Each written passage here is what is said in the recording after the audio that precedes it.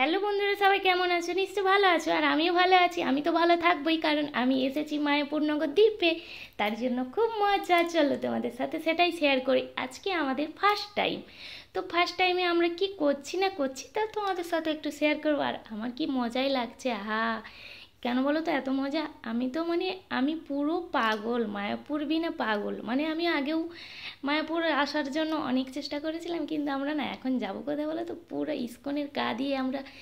তো অন্যদিকে আজ ইস্কনটা দেখবো না, কারণ ইস্কনটা আমরা বিকালবেলাতে আসবো। এখন যাচ্ছি অন্য জায়গাতে, কিন্তু আমরা দেখতে পাচ্ছ ইস্কনের গা দিয়েই যাবো। কিন্তু চলো এবারে যাচ্ছি। আর এখানে ঢোকা মাত্রই কিন্তু সত্যি সত্যি বলছি, কি বলবো তোমাদেরকে, এটা একটা আলাদাই হচ্ছে পরিবেশ, এটা একটা আলাদাই জগৎ। চলো। আর বেশি বকবক করবো না, ভিডিও বকবক করলে তোমরা কিছু দেখতেই পাবে না, তার জন্য বকবক করছি না। তোমরা জাস্ট সবাই মিলে ভিডিওটা বরং এনজয় করো।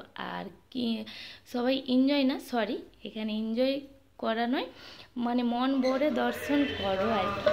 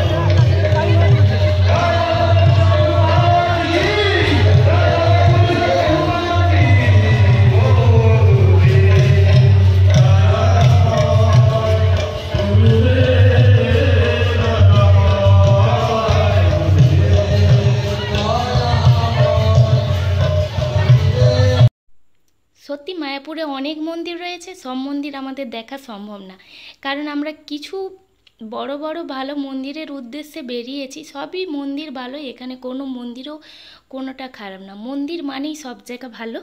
তো আমরা একটু বেরিয়েছি অন্যান্য আকর্ষণীয় জিনিস দেখার জন্য। তার জন্য আমরা ঢুকে গেলাম শ্রী চৈতন্য গৌড়ীয় মঠে। আর দেখতে পাচ্ছ খুব সুন্দর একটা আলাদাই পরিবেশ। আর বেশি কিন্তু কথা বলবো না, চলো দেখতে থাকো। চলো এবার মন্দিরের ভেতরের দিকের একটু দর্শন করে নিই। আর বেশি টাইম তো এখানে দেওয়া যাবে না, চলো দেখতে থাকো।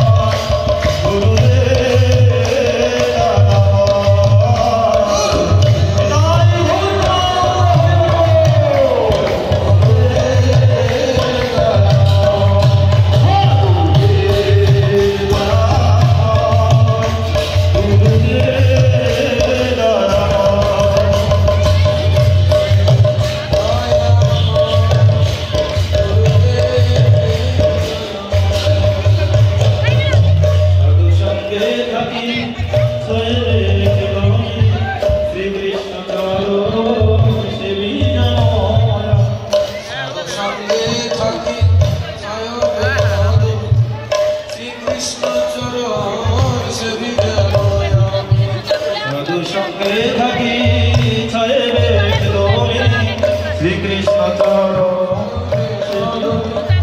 শ্রীকৃষ্ণ চরণ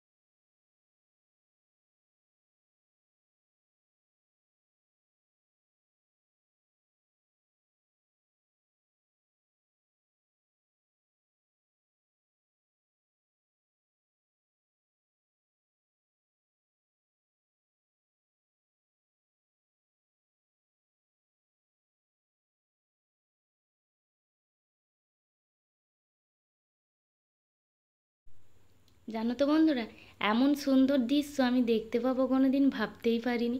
সত্যি কি সুন্দর একটা জায়গা, খুব একটা শান্তির জায়গা, যেখানে মানে মনের কথা দুটো খুলে হয়তো বলা যায়, ভাবা যায় অনেক কিছু আর কি। তো এইখানে আমার এত ভালো লেগেছে যে আমার অন্য কোথাও যেতে আর মনই চাইছে না, যে এখানেই থাকি। কিন্তু কিছু করার নেই, যেহেতু আমরা টোটো ভাড়া করেছি, তো আরও অনেক জায়গা যাওয়ার আছে, তার জন্য এখান থেকে আজকে চলে যেতে হবে।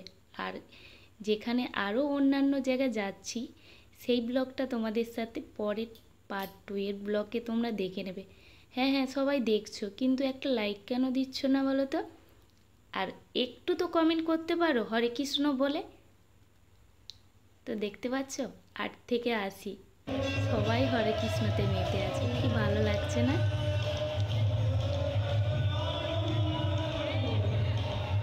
তো চলো, এবার অনেক কথা হলো, অনেক গল্প, আজকের মতো টাটা। দেখা হচ্ছে আবার নেক্সট ভিডিওতে।